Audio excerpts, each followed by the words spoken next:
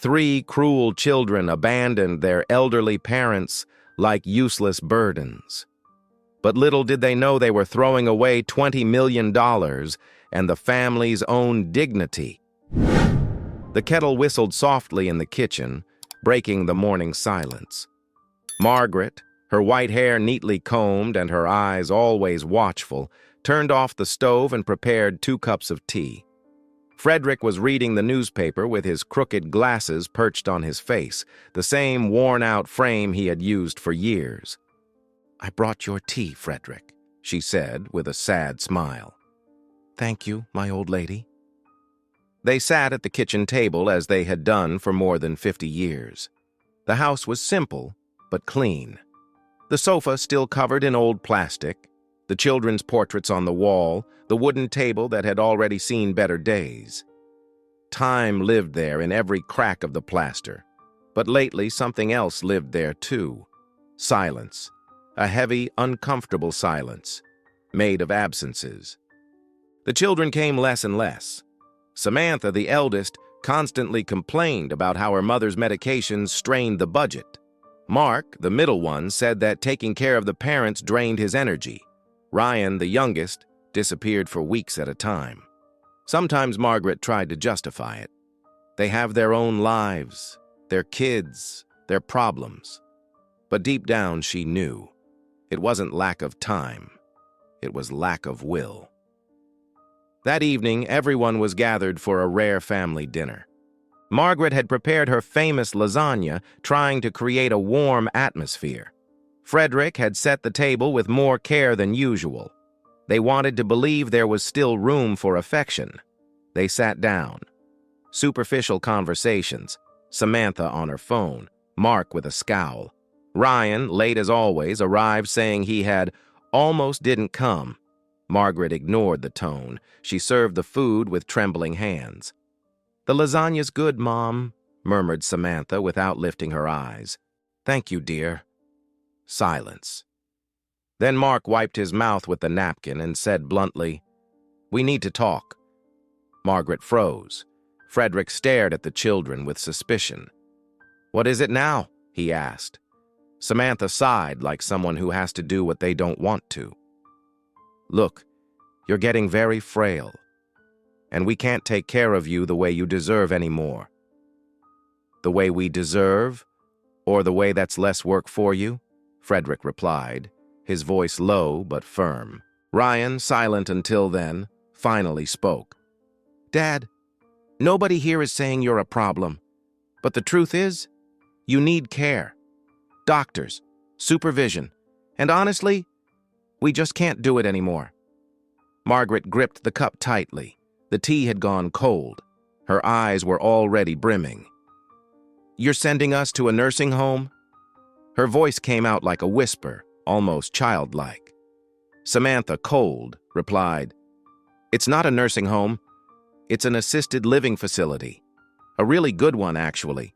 Clean, safe, better than staying here alone all day." Frederick clenched his fists. His blood boiled, but he tried to stay calm. "You want to lock us up in a place where we'll just wait for death? Is that it?" "Don't exaggerate, Dad," said Mark. "It's what's best for everyone." Margaret broke down. She cried softly with dignity, trying not to shake too much. Frederick put his arm around her shoulders, swallowing the lump in his throat. "We just want what's best for you," said Samantha, emotionless. "What's best? Or what's convenient?" Frederick shot back. Ryan shrugged. "We can't afford more medicine, tests, caregivers, Uber rides to the doctor. It's all too expensive, Dad." "Your mother and I never asked for luxury. Just respect," Frederick said, his voice hardening. Then Samantha said the sentence that cut through the air like a knife. "It's this, or we stop helping." Margaret lifted her eyes, incredulous. "How can you be so cruel?" No one answered. Frederick stood up, his old body still strong despite his age. "You're our children. We gave our lives for you. We raised 3 adults only to, in the end, be treated like burdens?" Ryan looked at his phone. Mark sighed. Samantha simply said, The decision has already been made. The home has a vacancy. The paperwork is almost ready. That's when Margaret understood. This wasn't a proposal. It was a sentence. She gripped Frederick's arm as if to say, "Let's leave." But they were home. And yet, they no longer belonged anywhere. That night, the couple slept in beds separated by anguish. Margaret prayed in silence, unsure whether she was asking for a miracle or forgiveness. Frederick stared at the ceiling, replaying every step of his life, wondering where they had gone wrong as parents. Outside, the children left in a hurry, each returning to their routine, relieved they had solved the problem. But the problem was that Margaret and Frederick were still alive. They still had memory, feelings, dignity, and they were about to lose it. The van pulled up in front of the white gate, automatic, silent. There was a polished stainless steel sign, Residential Bem Viver, Clinic and Home for the Elderly. The place looked nice at first glance. Trimmed lawn, flower boxes with azaleas, an empty garden bench, everything perfectly clean, everything perfectly dead. "We're here," Samantha announced, turning off the car in a hurry as if she were late for another appointment. Margaret clutched her purse strap against her chest. Frederick helped her out of the van. Neither of them said a word. The shame was so heavy that silence felt less humiliating. They were greeted by a staff member in a blue uniform, trained smile, rehearsed tone. "Good afternoon, Mrs. Margaret. Mr. Frederick, welcome. My name is Victoria. I'm the coordinator here at the home." "Don't worry. You'll be well taken care of." Samantha quickly handed over the documents. "Here's everything. Forms filled out, papers signed. They take their meds at the right times. It's all noted there. The doctor's list as well." Victoria nodded, already used to that kind of quick handoff. The children didn't always come back. In fact, they almost never did. "Feel free to check out the rooms." "Of course, the couple will stay together," she said, as if offering a hotel upgrade. Ryan leaned against the wall, glued to his phone. Mark only talked about the traffic. Margaret turned to her children, eyes watering. "You'll come visit us, right?" Samantha smiled, but not with her eyes. "Of course, Mom. Every week." Frederick stared at her intently, as if he wanted to memorize that face forever.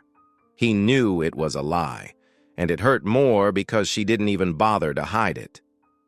They went up to the room on the second floor. It was spacious, 2 beds separated by a dresser. There was a large window with a view of the parking lot. The smell was disinfectant. Everything was functional. Nothing was welcoming. "Looks like a hospital room," Margaret murmured. "And hospitals discharge patients. Here they don't." Frederick sat on the edge of the bed. His back ached, his knees creaked, but the heaviest weight was the emptiness. The first weeks were the hardest. The routine started at 6 in the morning. Bath, breakfast, meds, then recreational activities, painting, bingo, adapted exercise, everything on schedule. Margaret participated at first, out of politeness. Later, she began refusing. She spent her afternoons at the window, watching the sky change colors. The promised visits never came. Phone calls stopped. Birthdays went unnoticed. Samantha would text the coordinator, "We're busy, but send them our love." Frederick tried to keep his spirits up. He cracked jokes with the other residents, told stories from his youth, pretended there was still a reason to get out of bed. But even he began to give in. His voice grew quieter, his gaze lost. Sometimes he forgot what day it was. Other times, he pretended he had forgotten, just so he wouldn't have to remember. One cold Tuesday afternoon, Victoria brought him an old folder filled with loose, yellowed papers. "Mr. Frederick, this was in the archives room. They said it belonged to you. Maybe it's of interest." He opened it. Among medical records and old bills, he found 5 letters, all from the same sender, Edmund, his brother who had passed away almost 15 years ago. He opened the first one with trembling hands. "Frederick, I did what I promised. Didn't want to leave anything in the hands of the city lawyers. I bought properties, put everything in your name. There are 10 in total, and I invested Dad's money. It's all safe. If you ever need it, it'll be there." His heart raced.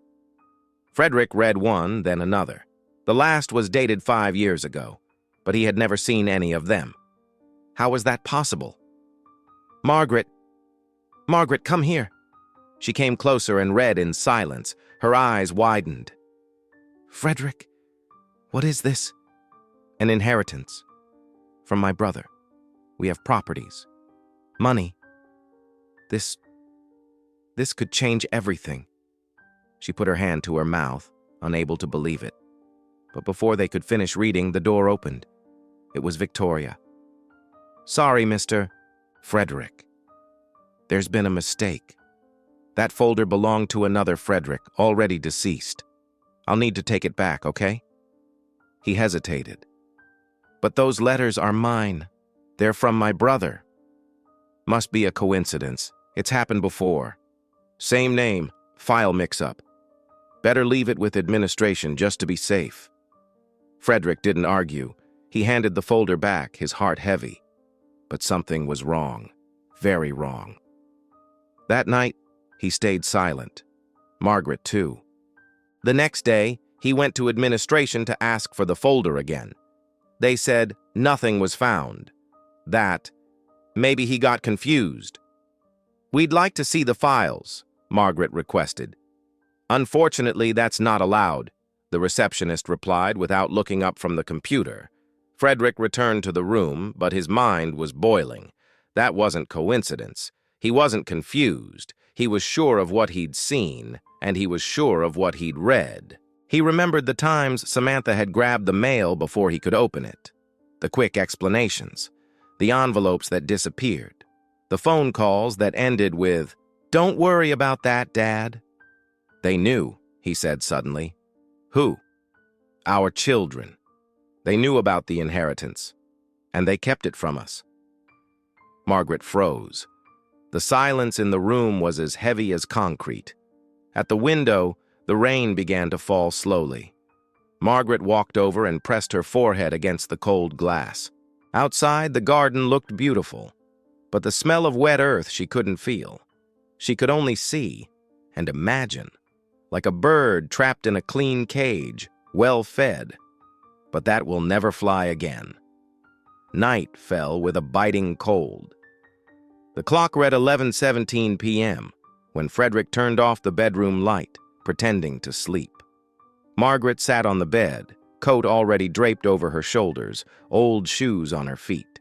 The two of them had spent weeks plotting this escape, a flight from a place where they weren't locked in by bars but by abandonment. The plan was simple. Leave through the laundry room, which was in the back near the low fence. Margaret had studied the schedules. At that hour, the staff would already be in their quarters, and the hallway camera had a blind spot of 15 seconds at each rotation. That was all they had. "Are you sure?" Frederick asked, his voice firm despite his age. "I am. I'd rather die in the middle of the road than wither away in here." He held her hand. Her skin was cold, but alive, and that was what mattered. They were still alive. With silent steps, they crossed the hallway. Frederick carried a bag with 2 bottles of water, a package of cookies, and their documents. Margaret carried a blanket, folded under her arm. The laundry door was ajar, hearts racing. One step, then another. No alarm, no shout. They crossed the small garden, barefoot on the wet grass, until they reached the back gate. The fence was low, but difficult for 2 weary bodies. Frederick knelt down and offered his back. Margaret hesitated. "You go first. I'll help you from here," he said. With effort, she climbed onto his back, struggled upward, slipped, and fell on the other side with a dull thud. Frederick paused for a second, his heart pounding. "You okay?" he whispered. "Just my pride's hurt," she answered faintly. He climbed too, groaning, his knee giving out mid-effort. He fell sideways but didn't break anything. They were outside, out of the prison, out of the world where they had been discarded like old furniture. They began walking aimlessly. The night was dark, the light drizzle turning heavier. The dirt road became mud. Their shoes sank. Margaret slipped. Frederick held her as best he could. The few cars that passed, headlights glaring, didn't stop. "Let's rest a little," she begged, breathless. "We can't. If they notice we're gone, they'll look for us here." "And if they're already looking?" Frederick glanced around. Open fields, nowhere to hide. Moving forward was the only option. The hours dragged like centuries. Frederick's knees no longer obeyed him. Margaret staggered. Water streamed down her white hair, clinging to her pale skin. Suddenly she stopped. "Frederick, I can't anymore." He turned just in time to see her collapse to her knees, eyes rolling back. "Margaret!" He caught her before her head hit the road. She was unconscious, weak, soaked through. Frederick looked around, desperate. Nothing. No one. Only the wet, dark road and the raindrops hitting his face like slaps. He dragged Margaret to the roadside, shouted, waved at distant headlights. No car stopped. 3 passed. 1 even slowed down, then sped up again. The scene was invisible to those who didn't want to see. "Help!" he screamed, his voice already hoarse. Nothing. He sat beside her, holding the fragile body that was barely trembling anymore. They were at their limit, but Frederick didn't cry. He had no tears left, only the stubborn will not to let his companion die there, alone, on a forgotten shoulder of the road. The sky began to lighten. A timid orange on the horizon signaled the beginning of a new day. Frederick barely felt his hands. Margaret's breathing was shallow, weak. But she was still alive. That's when he heard it. The sound of an old engine, rattling, coming slowly.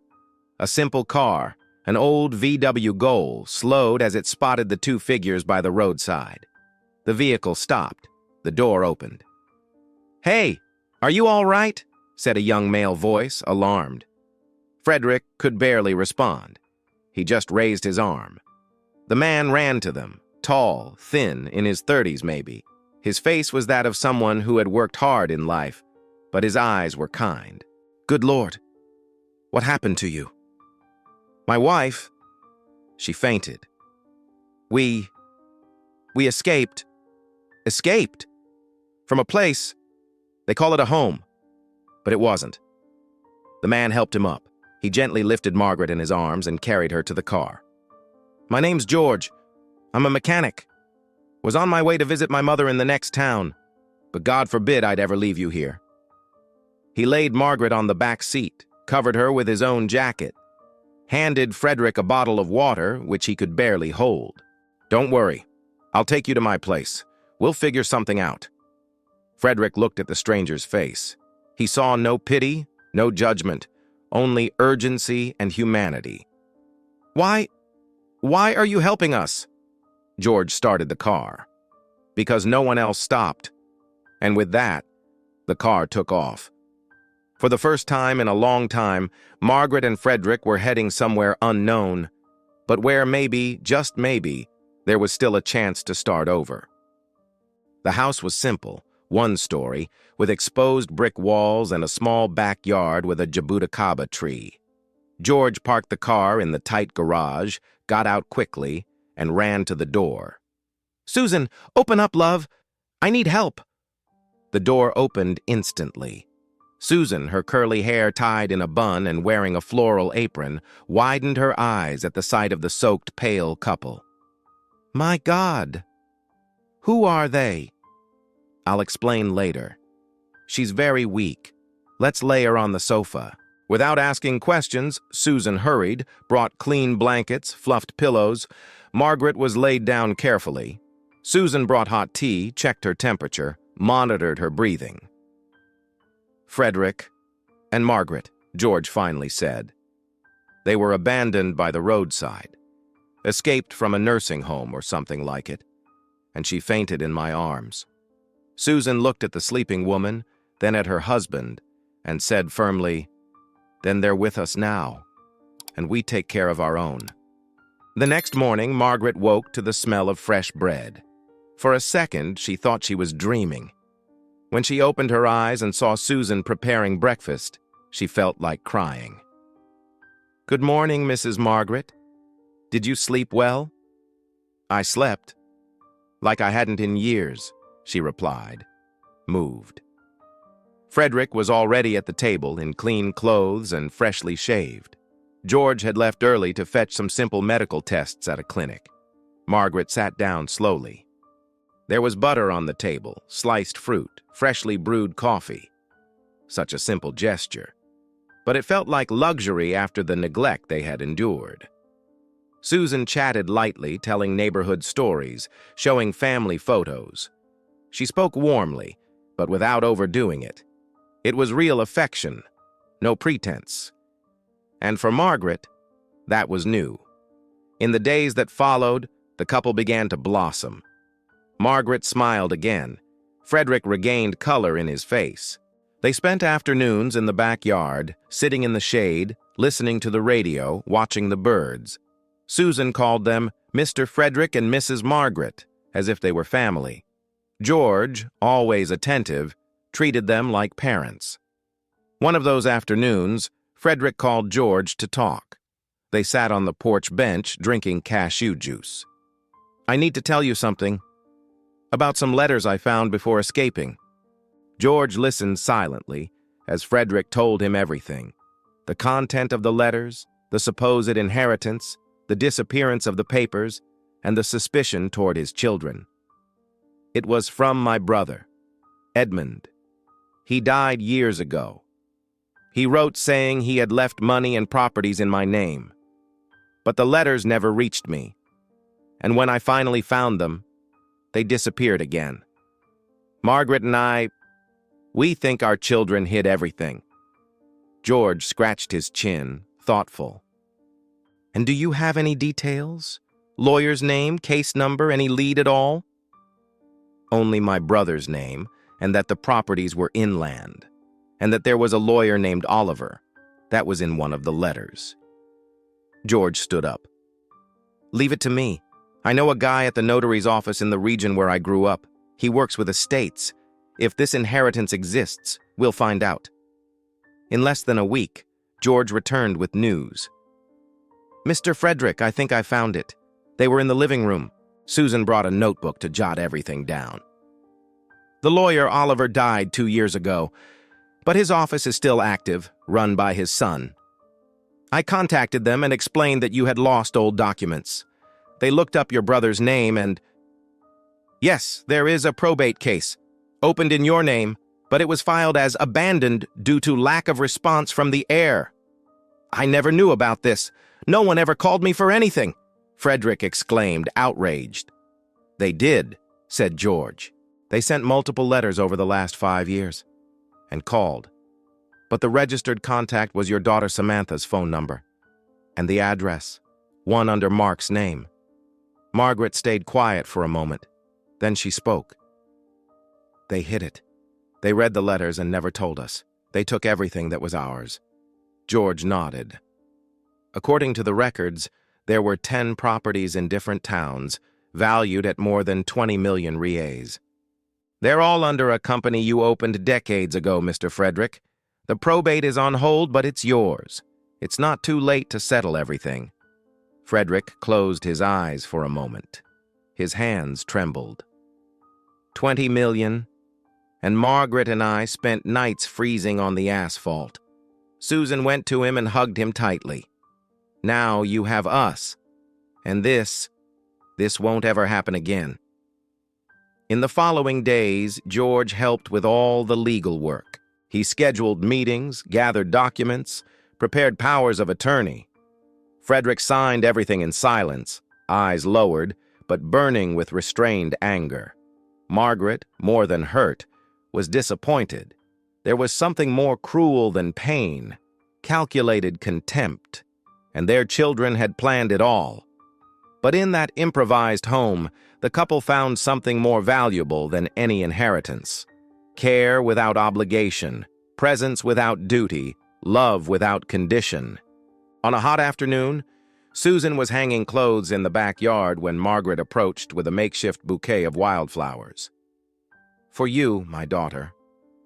"Mrs. Margaret, don't call me Mrs. Life has treated me as old long enough.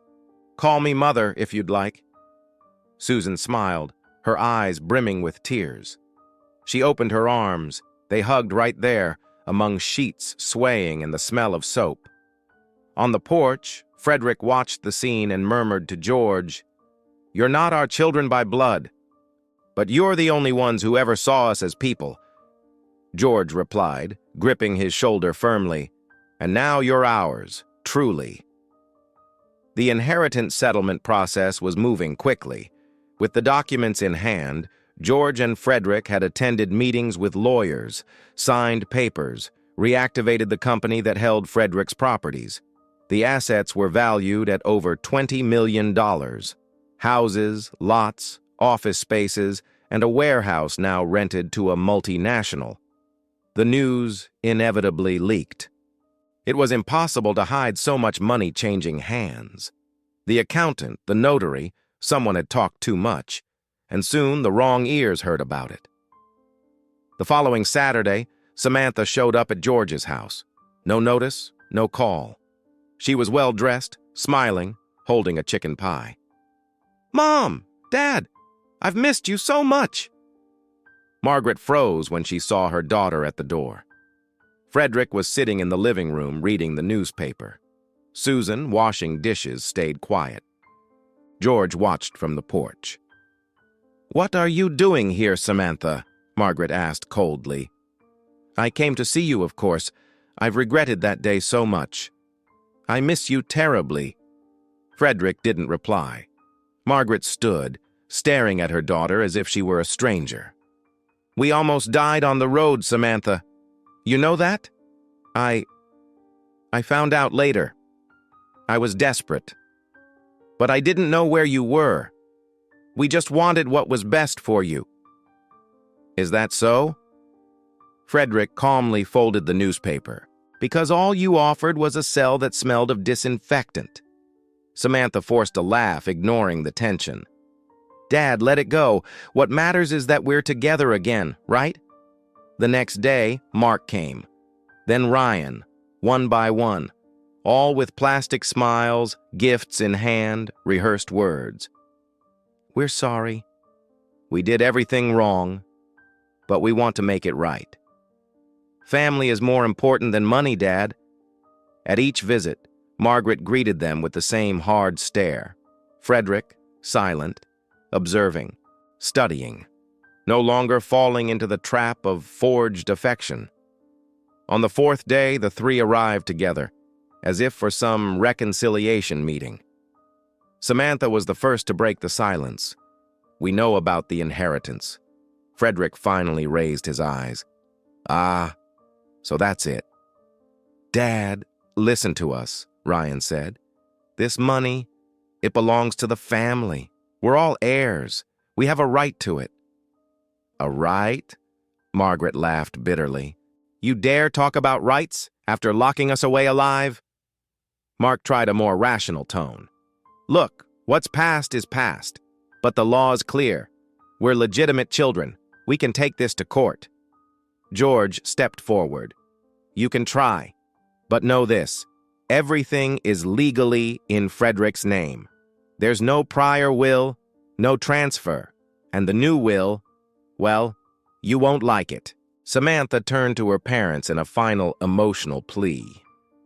"Mom, Dad, you're choosing two strangers over your own children?" Margaret slowly approached. Her eyes burned, not with pain, but with resolve. "You buried us alive, and now that we've risen again, we don't want you near us anymore." Silence. She went on. "You put us aside like old furniture. And now you come here with fake smiles, thinking money buys forgiveness. What you did was cowardice. It was betrayal." Frederick stood. His voice came out firm, clear. "I made a new will yesterday. Everything I have, properties, money, rights, goes to George, to Susan, and to the project Margaret and I are going to build together." Samantha's eyes widened. "You can't do that." "Oh yes, we can," Frederick replied. "And we already did." "That's absurd. It's revenge." Margaret stepped forward. "It's not revenge, it's justice. You taught us, coldly, that blood doesn't mean love. George and Susan treated us with dignity. You treated us like dead weight." Ryan snorted, angry. "So we're left with what? Nothing?" Frederick looked straight at him. "No, you'll get exactly what you deserve. 1 reel, each." Days later, George and Susan accompanied them to the notary. The will was made official. The entire fortune would go to them, and part would be used to create a social project. Margaret had already named the future shelter Casa Semente, Seed House, a place where no elderly person would be forgotten. On the way back, Margaret held Frederick's hand in the back seat. "Do you think we were too harsh?" "No. We were just harsh enough to stop being weak." George glanced at them in the rearview mirror. Pride shone in his eyes. Susan beside him smiled. "Family isn't who brings you into the world. It's who reaches out when the world turns its back." The old ranch sat 30 minutes from the city. A wide piece of land with fruit trees, a small lake in the back, and a large house, almost abandoned, with wooden shutters and a broad porch. When Margaret and Frederick stepped there for the first time, she held her husband's arm and said, tears in her eyes, "Something beautiful can be born here." And it was. With George and Susan's support, renovations began the following month. They tore down walls, opened windows, planted flowers. George organized volunteer crews with friends from the garage. Susan carefully planned the rooms, airy bedrooms, accessible bathrooms, a spacious kitchen. Margaret cared for the garden, Frederick for the administrative details. Every corner gained a soul. 3 months later, the inauguration. The name on the sign, written in golden letters, Home of Renewal, a place to live, not to wait for the end. The first residents arrived shy, silent, carrying small suitcases and suspicious eyes. Elderly people from cold institutions, houses where they were invisible, streets where no one saw them. But here, things were different. There was the smell of fresh bread in the mornings, there was music in the afternoons, there were hugs, there was time. Margaret dedicated herself to every detail. She helped choose clothes for the month's birthday celebrants, organized conversation circles, personally cared for the flowers planted near the gate. Frederick made a point of sitting with every new resident, listening to their story, reminding them they were no longer alone. George handled finances, purchases, repairs. Susan, the medical care, the meals, the hugs without reason. The home was run by 4 hearts, not spreadsheets. And the world at last began to notice. A local reporter heard about the project and wrote an article. Days later, the story appeared in major newspapers. There was a TV interview. Outsiders sent letters. Volunteers knocked on the door. The Home of Renewal became an example. Elderly couple rejected by their children transform pain into love and create a shelter for other forgotten seniors, read the headline. But as all light bothers those who live in shadow, the children acted again. Samantha, Mark, and Ryan, embarrassed by the exposure, tried to defend themselves. They told the press there had been a misunderstanding, that their parents were confused. They tried to overturn the will in court, claimed manipulation, said George and Susan were exploiting the elderly, but they lost. The judge reviewed the history, heard the couple's testimony, watched the reports, saw the photos. And in his ruling he wrote, "Abandonment is a form of violence, and one cannot expect inheritance from those treated as disposable." Margaret and Frederick didn't celebrate the victory with bitterness, but with relief. That chapter, finally, was closed. The following autumn, the orchard bloomed. Jabuticabas, oranges, lemons. The elderly lined up to pick fruit on Sundays.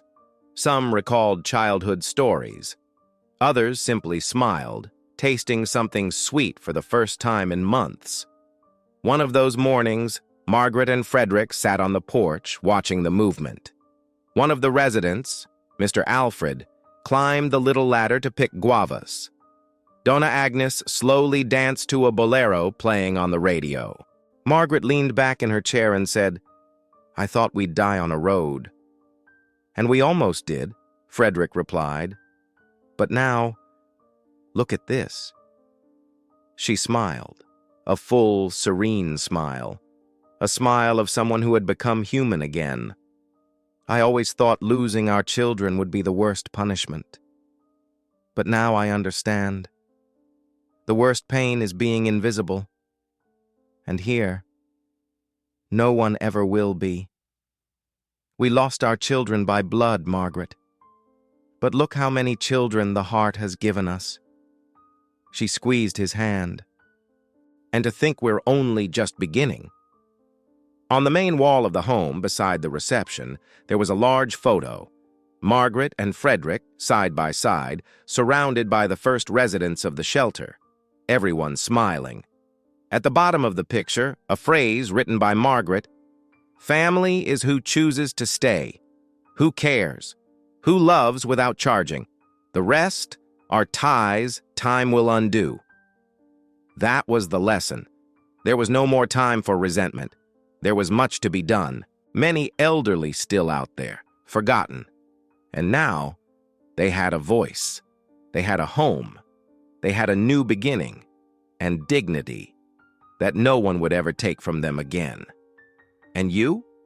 Who's the person who never let you feel invisible? Share it in the comments. Your story might warm someone else's heart. If this story touched you, hit the like button and subscribe to the channel. That's how we spread this message of love and dignity together.